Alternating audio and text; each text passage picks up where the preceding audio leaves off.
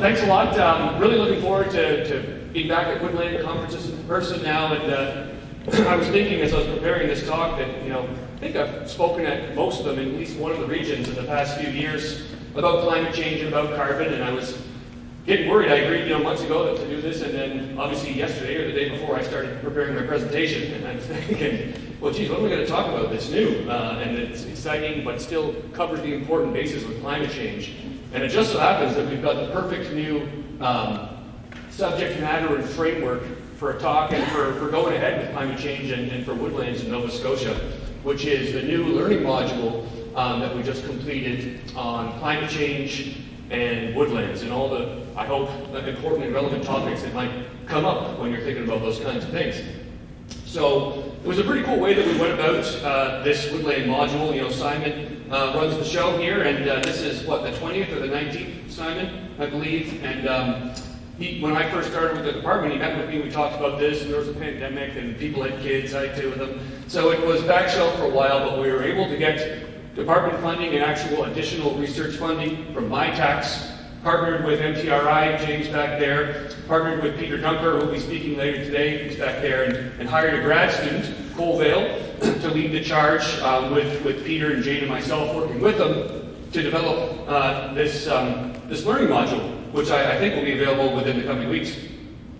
And I'm going to frame the talk around what's inside of it. We start off with some basic concepts that we need to know to sort of dip our toe in or refresh ourselves and dig into the climate change topic. Weather versus climate. I know that can always be a tough one, especially when you're on the first day of April looking at snow and coming to a Woodlands conferences, but the climate is warming, but it's difficult to tease these things apart. When we talk about that, we talk about the drivers of climate change, bring it back to what are the causes here. And when we look at weather and trends, it's often difficult to pick those apart from anomalies and calamitous events that happen with climate change. But certainly it's those events that we often feel. Usually when I'm showing maps of climate-related stuff, it's right from climate change, but here's a calamitous event that I just saw in the news. So we just had the darkest winter since the 1970s, apparently, with lack of sunshine.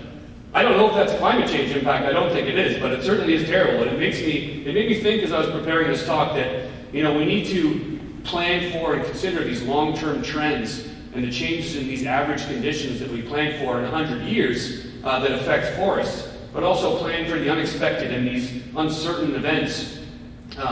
So I was thinking about events that in the past year that you couldn't necessarily peg to climate change directly, potentially, but they're related to the changing climate, and they were one thing that I experienced, with my boots on the ground. One was we were setting up a research trial in a really strong heat wave and some drought conditions. I brought my dog with me, and we were walking through a wetland that was flagged out and marked out with a block, of course, and I was trying to get water for the dog, and I stepped him all through this wetland, couldn't find a drop. It was so dry in the woods. Ecological impacts from that, implications for forestry operations. I met with the contractors and the trucker afterwards, said the wood was so light, he was worried that around the economics of doing this ecological regular shelterwood treatment that he did. This winter, for example, if anyone's been involved in any forestry activities on the woodlands, it's been so warm and mucky and wet, that operations have been a challenge for a lot of people, and there's been impacts on the soils from that. But I'm going to move away from these recent experienced climate change impacts to the longer-term trends. We can forget about this long, dark Game of Thrones winter and start talking about the trends and patterns of climate change and how they affect conditions in Nova Scotia. So we know that we're going to get wetter conditions. But again, these are averages, right? So we can expect a wetter future under these different climate change scenarios. These are all images from the learning module. There's our historical climate showing wetter stuff in blue, drier in red, and you can see the trends under the different climate change scenarios there. In general, most of this is falling in the winter, and again, when we think about the actual impacts of these changing conditions that you might experience, well, wetter winters, hotter, drier summers. And in fact, in a warming future, forest ecosystems require more moisture just to maintain themselves as they were historically. And we can see here from this predicted map that rainfall in the summer is actually going to be less than it was historically. Temperature, that's a pretty easy one as well. It's going up. We see warming across the seasons here, and pretty substantial warming in that sort of doom and gloom worst case climate change scenario. Another way that climate change impacts roll out and are experienced on the ground is in changing natural disturbance regimes. And really, like my dog stories and these event-based climate change impacts that we experience more than these long-term changing trends, this is what a lot of people that own woodlands and spend time in woodlands are going to be experiencing, is our natural disturbance regimes in Nova Scotia. These are our dominant ones, but there's other pests that are a big problem. Jeff Bogdan is going to be talking about one of them today. Certainly wind is a big one, and they're becoming more frequent and more severe with climate change. And probably the hardest thing to plan for in a forestry context is more unpredictable. And I'm not going to go through the usual just overview of our different disturbances and how they might change in climate change. I've done that in past talks, and it's in the module. So let's talk about one recent one in particular, less relevant for the western part of the province, but certainly was calamitous. We call the F word, which is Fiona. And a generational storm here, post-tropical storm Fiona, hurricane really, we can call it, makes it easier. And they're going to become more frequent and more severe. And we know that they're part of our natural disturbance regimes, and the forests in Nova Scotia need them. That's why we try and emulate them in ecological forestry. But these natural disturbances are becoming unnatural, and it makes it challenging. One of the questions that I find crops up a lot here in Nova Scotia, especially since we implemented the recommendations of the Leahy Review and ecological forestry, which is how do we do uneven age management, ecological forestry, partial harvesting in a province where the disturbance regimes are so dominated by wind? With the concern being that it's all going to blow down. And certainly we saw with Fiona that a lot of the most vulnerable forests and stands that blew down were ones that were recently treated with some kind of partial harvest.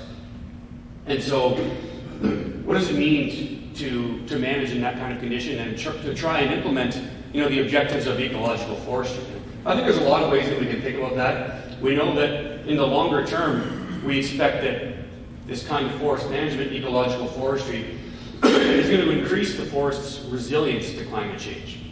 And so when I say climate change and these impacts and resilience means you're still going to get whacked by stuff, but you have a greater diversity of species and of forest structure and biodiversity that you kind of hedge your bets, and something is going to respond better, and it's going to return to conditions and the functioning that you've grown used to.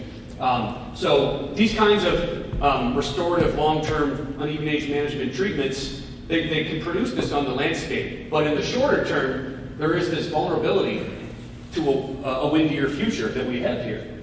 And I think we need to move forward in managing woodlands and to expect this to be the case and to plan for that. And one of the things I think we need to work into our planning is to integrate the fact that there will be some blowdown in this kind of forestry in a changing climate, and that's important for biodiversity, to retain some of that. And we can try and emulate natural disturbances in forestry, but you still want to retain some of those pieces that might even be merchantable wood for habitat and for structure. And we can also look at different ways that we consider wind vulnerability in our forest management. When might you manage a stand that's vulnerable to wind after being partially harvested on more of a continuous cover kind of basis, which tends to be more vulnerable to wind disturbance, or maybe we need to move towards a gap system, and maybe there's more things we consider in that planning. Or on crown land, we consider the exposure to winds, and we consider the soil types for wind vulnerability, but we're doing more research on looking on stand structure too, to really drill into how vulnerable these things are to wind, to plan for a windier future.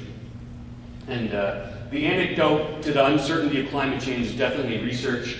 And there's this research that the province does here. And I'll highlight a couple of recent scientific studies that we've published that are all publicly available. And I'll tell you where you can find them if you want. These ones are on the Ecological Forestry website, these 2 studies about our natural disturbance regimes that also touch on climate change.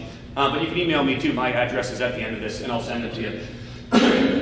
And we need ongoing research to help understand how our disturbances are changing. To try and reduce that uncertainty, we're doing more work now with the University of New Brunswick on a modeling approach, and in part trying to drill into this question of ecological forestry depends on emulating our natural disturbances. Well, those are changing with climate change. And what does that mean for managing my forests sustainably?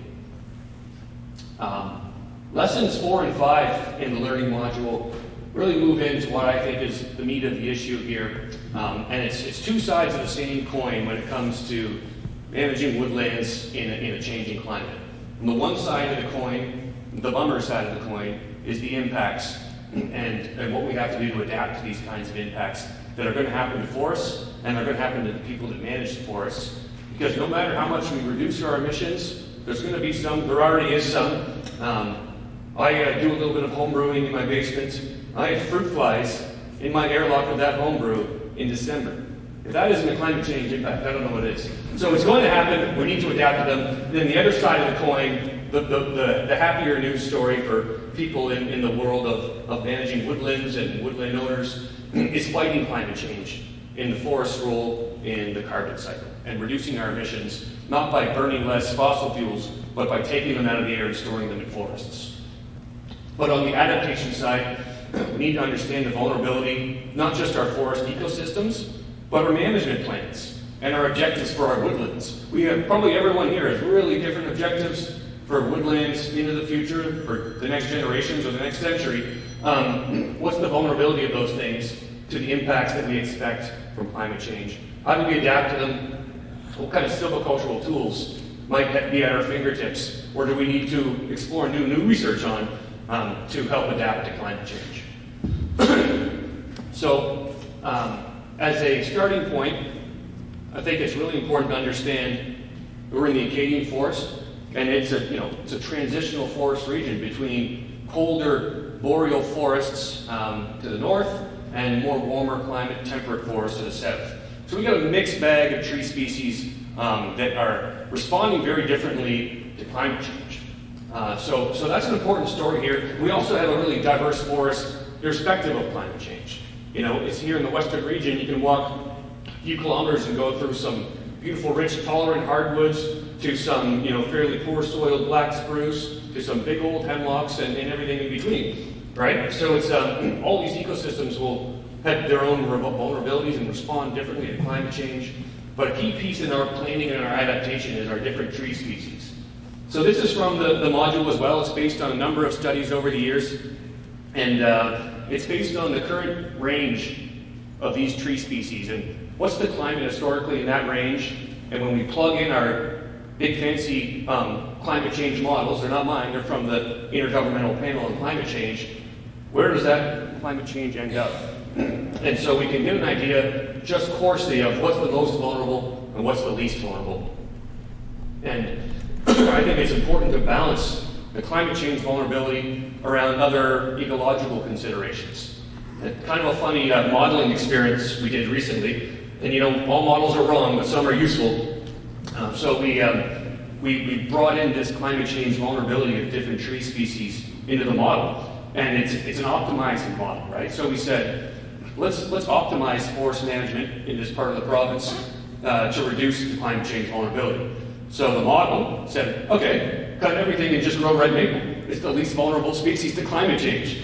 But that doesn't really tie into a lot of our other management objectives, especially ecological ones, right? So we have to understand not just the coarse provincial scale and species scale of climate change, but the local ecological context. So what we did in this modeling and planning initiative, which may be a good way to think about it, is we said, within our existing ecological forestry objectives of restoring long-lived, intermediate to tolerant tree species in red arrows, and then the flipsy-flopsy ones with pink arrows there, how do we then address that while reducing climate change vulnerability?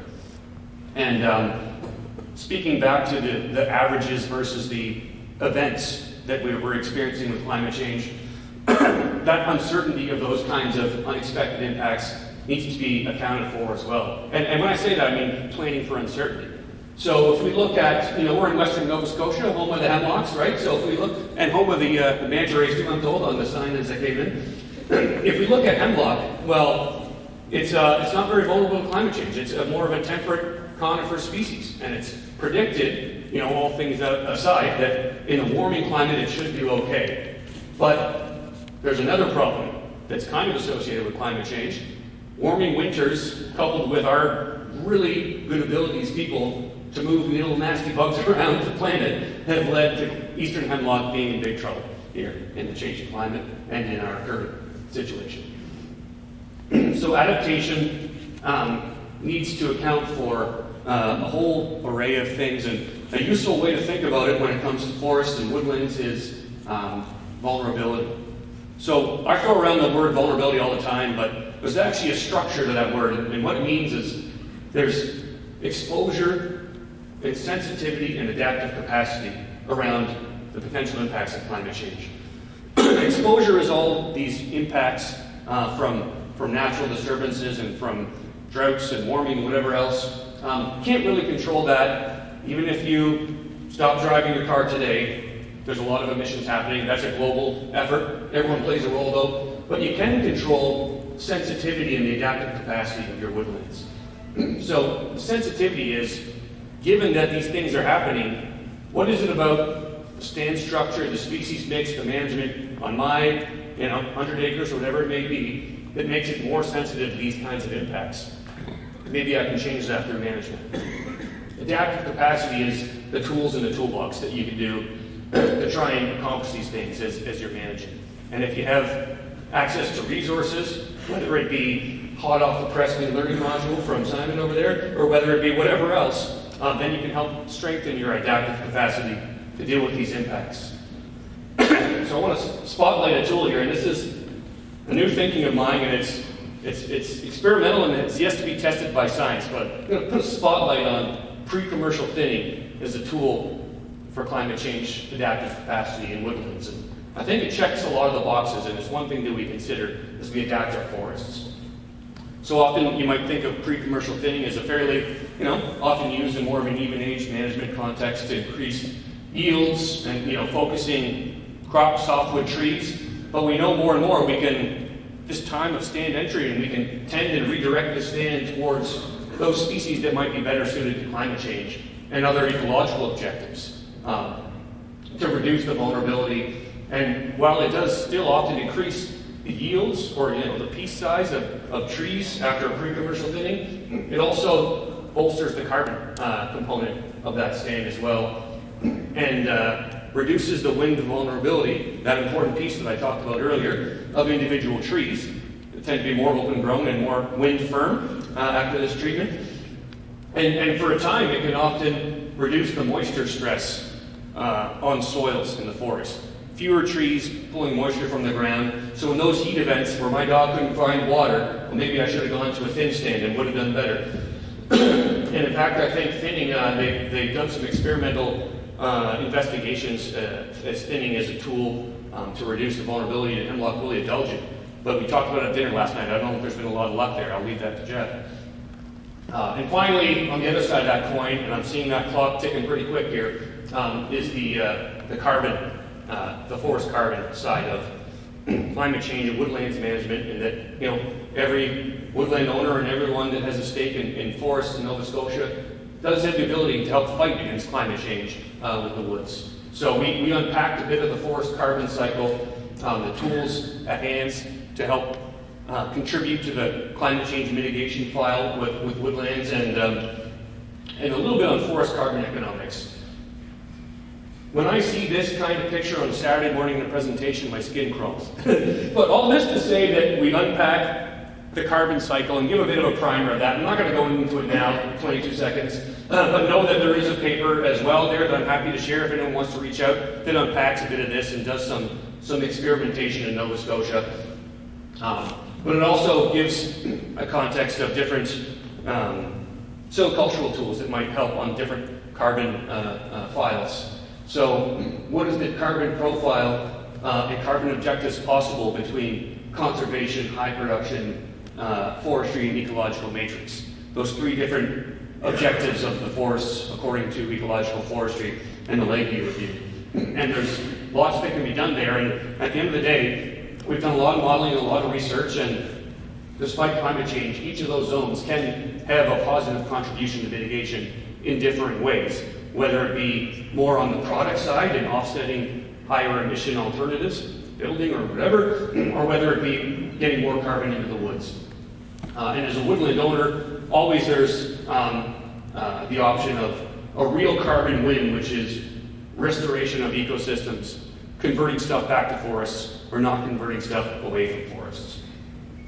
So with that, I'm going to skip some of this stuff. Carbon offsets is in there, you can talk to me later. There's not much developing there locally, but there is some advancements with the federal government and carbon offsets for woodland owners. More than happy to talk about that after. And number crunching we've been doing on where carbon is stored in Nova Scotia. In the carbon that's alive in the living forest, we know that we have almost 800 megatons, that's a million tons of CO2. It's hard to really walk away with that number and know what it means, but this is how it compares to all of our average emissions in the room. But if you want to look at the emissions from the total economy of Canada, there's actually more carbon stored in our forests in Nova Scotia. We can see here, make ourselves competitive and look at that spread across the different counties. Inverness coming in pretty high there, but the western counties, you do quite well, the amount of carbon storage you have there. And we can frame that a bit more ecologically with our ecoregions. And we can see the carbon across the landscape. And we're working on some digital tools and apps that will be available so that woodland owners can be calculating these kinds of things on their own too. And I'm over time, so I'll stop it there for any questions if it's possible. Yeah, we've got a few minutes for some questions. Thank you very much, Jim.